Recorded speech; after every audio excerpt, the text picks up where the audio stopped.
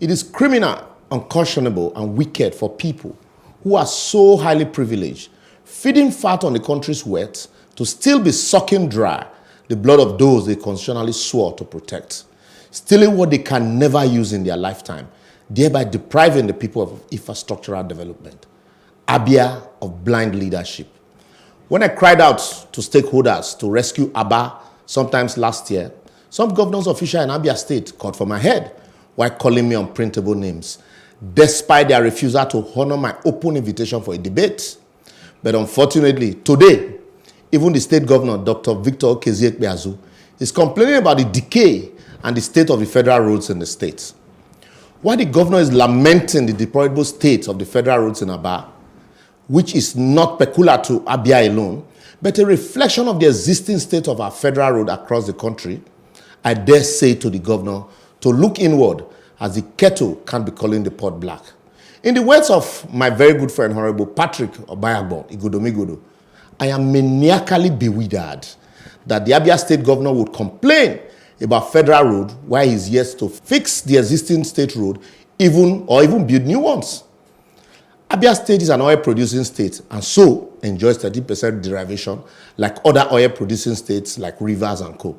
Yet, one cannot assess the local government that produces oil via the road. Ukwa West and Ukwa East local government areas are these federal roads, I asked the governor. Amamugo in Abia is arguably the largest and busiest garment-making hub in West Africa. There are no road leading to it. Maybe there are federal roads too. Abia State University Teaching Hospital, Udeagbala Road, leading to the busiest hospital in the state, is not motorable. You can't take an emergency care patient to that teaching hospital as he or she might end up in a mortuary instead of intensive care unit due to the state of the road. Port Harcourt Road, Ungwa Road, and Umuoma Road presently can't take pedestrian, not to talk of vehicles.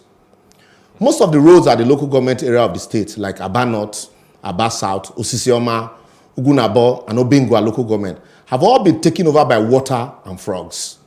The Umuahia, Bende, Ututu to Ohafia and Arochukwu Road is a nightmare. Osisioma Flyover, Obohia Road, Ohaku Road, and Ezeku Road have won award as the roads that have taken the longest time to build in the history of this country. Despite the fact that this road connects to some of the busiest business hubs in the state, like the Cemetery Market and Aloji Spare Part Market. Even Fox Road, yes, the popular Fox Road, Aba, that was recently constructed by the current administration, has fallen apart just 2 years after commissioning.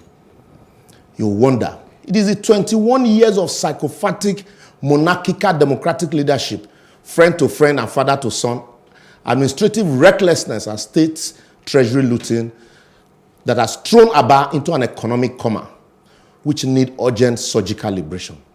As those who should speak out against the malfeasance going on are either eating peanuts from the government or afraid to even speak up. The youth have been head down with poverty and so psychopathic to the extent that anybody in government vehicle is viewed as Onyisi. Record obtained from some of the government officials in the state reveal that of governors' relations and former governors of the state still travel on the state account. Money spent by the governor on travel in a month is enough to keep 7 parastatals in the state alive. The state head workers are on strike indefinitely due to 17 months unpaid salary. Abia Poly is on 22 months salaries. ABSUT, the state university teaching hospital, is on 13 months salary and unpaid subvention for close to 3 years.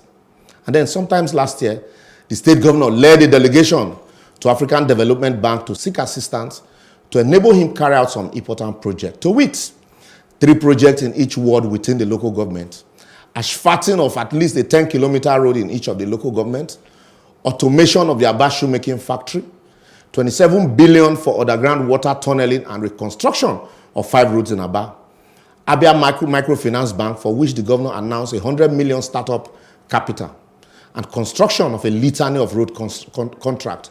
But as we speak, most of, if not all, these projects only exist in remote or audio form, as far and are far, very far from reality.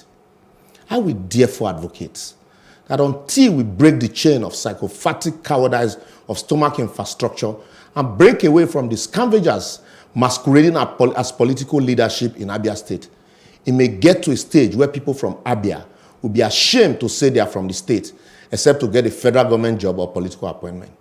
The youth should be told that the rain does not fall only in Abia, as the excuses of rain by Okezie Ikpeazu has become unending. However, his counterpart in Ebonyi, Akwa Ibom and Rivers are using the same time to construct roads and build bridges. Abians should remember that government is a social contract between the people and the leaders, and that demanding accountability, trust, and openness from our leaders should be the watchword at all times, instead of collecting peanuts from politicians who will in turn reloot what they have given to you. Lastly, the Igbo nation should remember that their republican nature is hanging in the balance if they cannot speak truth to their leaders and governors in power. Nobody will take them seriously if they don't take themselves seriously by standing up to correct the anomaly that is being paraded as governance in Abia State. To speak truth to power is a tax we all must face in order to build a strong and virile country.